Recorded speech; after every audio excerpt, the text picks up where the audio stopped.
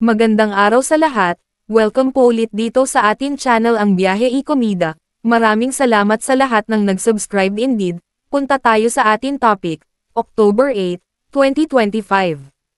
Malinis po ang budi ko, hindi ko ibebenta, Juday. Talamak sa social media ang pagbebenta ng iba't ibang produkto. Isa si Judy Ann Santos na makikitang nagbebenta ng mga kaserola online. Wala raw itong katotohanan ayon kay Juday. Kayong nag-AI ng pagmumukha ko para makabenta kayo ng pots and pans, bad yun, hindi tama yun. Just to notify everyone, wala po akong binebentang pots and pans, a pressure cooker, and some pumpkin pan. Wala po akong binibenta. It's a scam. Hindi ako nagbebenta ng kahit anong cookware. Please do not believe these people. Paglilinaw ni Judy Ann sa YouTube channel ni Jody Santa Maria. Nananawagan ang aktres sa lahat na maging mas maingat sa mga nakikita sa social media. Mahalagang inaalam muna ng isang tao kung totoo ang mga natutunghayan sa iba't ibang social networking sites. Hanggat di nyo po nakikita sa sarili kong Instagram page which is at Official Juday or at Official Juday PH, hindi po yan legit. So please be very careful. Wala po akong binibenta na kahit na ano. Kahit lapay ko hindi ko binibenta, kahit yung budi ko. Malinis po yung budi ko. Hindi ko po ito ibebenta at all, panawagan ng young superstar. Kayo mga nag-AI ng pagmumukha ko para makabenta kayo ng pots and pans. Bad yun. Bad yun. Bad Hindi yun. tama yun. So I mean, siguro take ko na itong floor na to, love, no?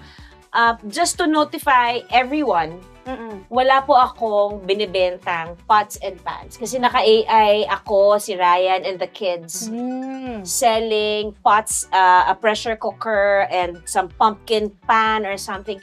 Wala po. Wala po akong binibenta. It's a scam.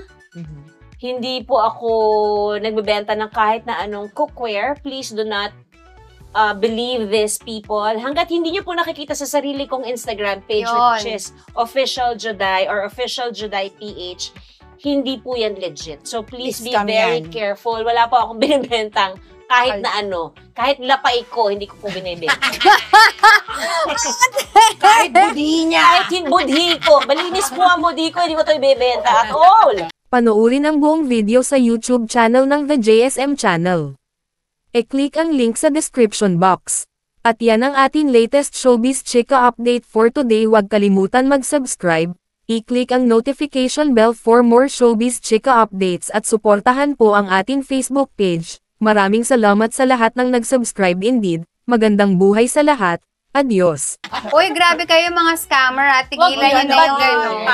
Karma is real. And sa mga viewers and fans ni Ate Juday, be vigilant din. So you heard it from her na hindi sila nag-endorse ng mga pots and pans na Nakikita nyo. ini-AI ng mga scammers. Gagawa ako ng sarili ko. Abangan niyo yan!